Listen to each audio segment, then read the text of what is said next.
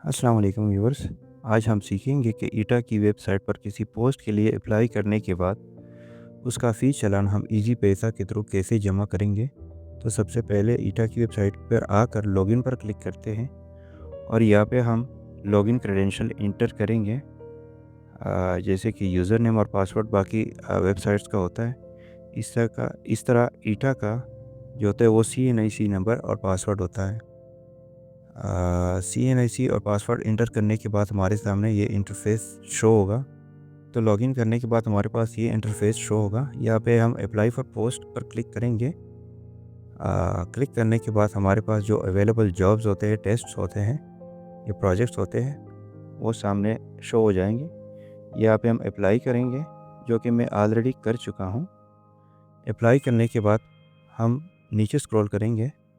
नीचे स्क्रॉल करके हमारे पास वो लिस्ट आ जाएंगी जिनके लिए हम ऑलरेडी अप्लाई कर चुके हैं, और इसका पेमेंट भी देखते हैं कि वेरीफाइड है कि नहीं। यहाँ पे नॉट वेरीफाइड लिखा हुआ है, तो हम बैंक चालान जो है वो डाउनलोड करेंगे, जो PDF की सूरत में हमारे सामने आ जाता है। यहाँ पे जो मेन चीज़ हमारी होती है वो कंज्यूमर नंबर होता है। तो कंज्यूमर नंबर के थ्रू हम इजी पैसा, जेस कैश या ओमनी अकाउंट जो होता है उसके थ्रू हम पेमेंट कर सकते हैं, या चालान को प्रिंट करके बैंक ले जाकर भी हम फ़ी जमा कर सकते हैं। तो कंज्यूमर ID जो है वो हमारी मेन चीज़ है। वो देख के हम सीधा जाते हैं दूसरे टेस्ट के ऊपर जिनके लिए हमने अप्लाई की हुई है।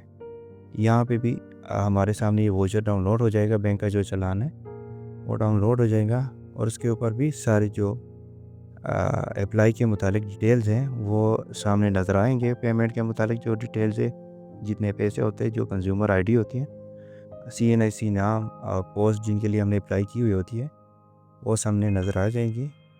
तो यहाँ से भी हम कंज्यूमर ID उठा के सीधा जाते इजी पैसा के ऊपर। तो यहाँ पे हम इजी पैसा एप्लीकेशन जो है वो ओपन करेंगे और उसमें लॉगिन करेंगे। सबसे पहले प्ले स्क्रीन आता है इसका, उसके बाद लॉगिन आता है।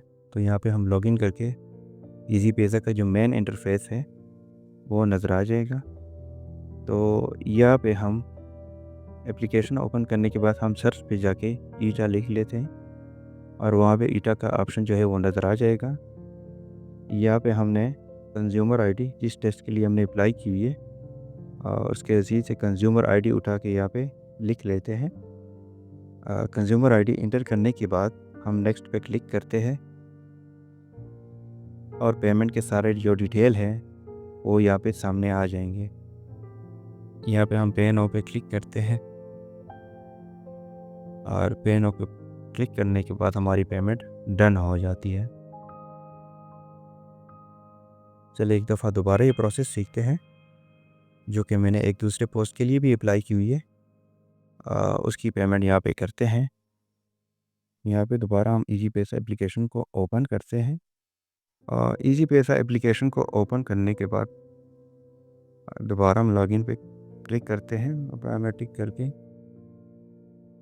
एप्लीकेशन को ओपन करने के बाद हम चेक करते हैं हिस्ट्री को, जो हमने पिछली पेमेंट की हुई है वो चेक करेंगे। यहाँ पे दोबारा सर्च पे जाके ईटा टाइप करते हैं। ईटा टाइप करने के बाद हमारे सामने ऑप्शन आ गई, उस पर क्लिक करके हम दूसरे पोस्ट की जो कंज्यूमर ID है जो रसीद पे लिखी हुई है वो हम इंटर करेंगे। तो इंटर करने के बाद हम पे नाउ पे क्लिक करेंगे। पे नाउ के बाद हमारी पेमेंट जो होगी वो पेड हो जाएगी। उसके बाद हम दोबारा वही वेबसाइट पे जाके चेक करते कि आया हमारी पेमेंट वेरीफाइड हो गई है कि नहीं। पहले जो पे हमने पेमेंट की हुई थी वो वेरीफाइड हो गई, और दूसरे की जो अभी की है उसके लिए हम पेज को रिफ़्रेश करेंगे। पेज को रिफ़्रेश करने के बाद हम देखते हैं कि पेमेंट ऑप्शन जो है वो वेरीफाइड हुई है कि नहीं। नीचे स्क्रॉल करके हम देखते हैं दोनों पोस्ट के जो पेमेंट्स हैं वो वेरीफाइड हो गई है।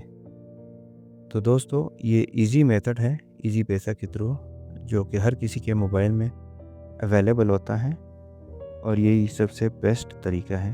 Thank you for